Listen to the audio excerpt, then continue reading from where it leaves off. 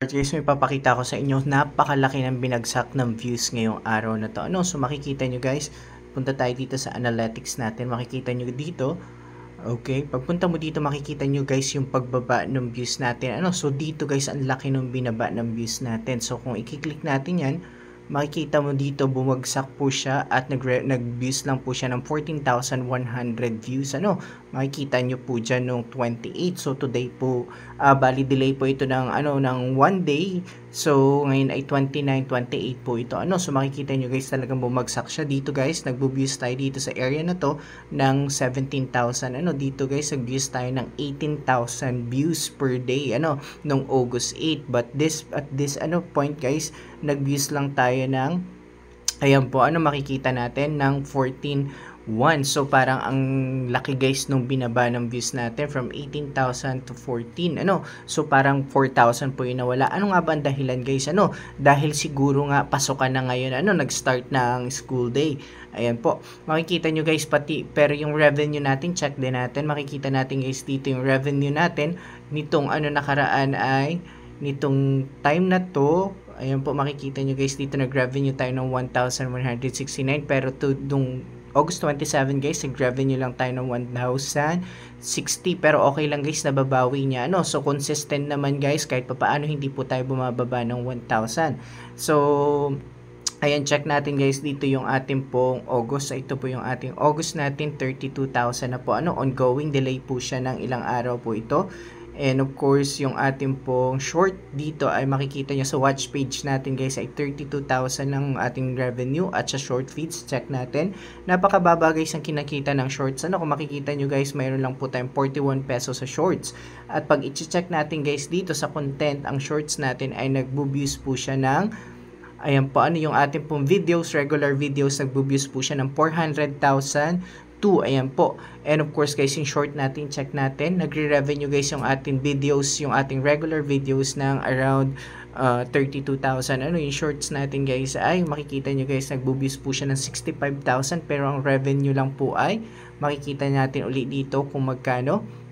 Ayan po, 41 peso lang po. Ang audience natin guys, check natin dito ang ating pong viewers, subscribers natin na pumasok today. Makikita natin guys na apektuhan ng pagbaba ng views yung ating pong subscribers. Check natin kung ilan yan. Makikita nyo guys dito, ang subscribers na pumasok sa atin noong August 28 is 64 lang po. Pumapalo tayo guys ng 116.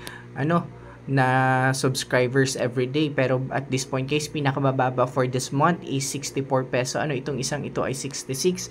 So ang laki ng epekto ng pasukan guys sa atin pong YouTube channel. Ayan guys yung ating pong overview. Of course, yung ating pong dashboard, makikita rin natin dito. Ayan guys, yung ating pong watch time hours ay 13,000. Yung estimated revenue natin for the last 28 days is 32,000.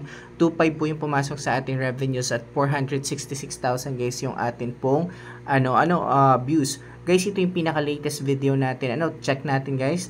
Makikita nyo guys sa ranking dito. So yung guys, yung 10 videos nyo guys na recently, makikita nyo naka-ranking dito. Kung ilan po yung views niya for the 10 days. Ayan po, 10 days, 10 upload videos. So nasa top po yung pinaka-recent natin na trading po. So check natin guys yung analytics niya. Of course guys, punta tayo dito sa go to analytics dito sa baba. Video analytics. Makikita nyo guys dito. Okay, punta tayo dito guys sa baba. Makikita nyo guys, nag-tap po ang end screen. Napaka-importante guys na maglagay kayo ng end screen sa inyong video. Makikita nyo guys, ang end screen natin ay 14 views. Ang suggested videos natin ay 13 views. Browse feature natin ay 11 views at notification channel pages. So napaka-importante guys na maglagay kayo ng end screen sa mga video ninyo para po makatulong po sa inyo pong revenue at sa inyong views. And of course, para po ma-introduce po sa mga viewers yung inyo pong new videos or other videos. So set up your video guys, and of course ayan nga po, suggested videos yan nandyan din. Click natin. Ayan guys, meron din po tayong external YouTube search nandito. Ayun yung direct natin or links, hindi po siya pumalo. And of course yung annotation wala din po. So napakaganda guys na i-set up natin yung atin pong video. 53 views na po. Simula last night po na in-upload natin. Watch time hours niya pumalo po dito. Pero check natin guys yung kanyang engagement. kung pumalo po ba. So tumaas dito guys yung engagement niya, yung average duration niya. So about the same as the usual, pero naka-green dot po siya, naka-green check. So, this morning guys, chinek ko siya is 35 lang po ang kanyang average duration at tumataas po siya. Yung ating pong channel na dislike, ayan po, nandito po, 92% likes. And of course, yung ating pong video ay may 100% pa, wala pang nagdi-dislike. So, ayan po, yun po ang ng epekto ng pasukan ngayon sa ating pong YouTube channel. Thank you guys.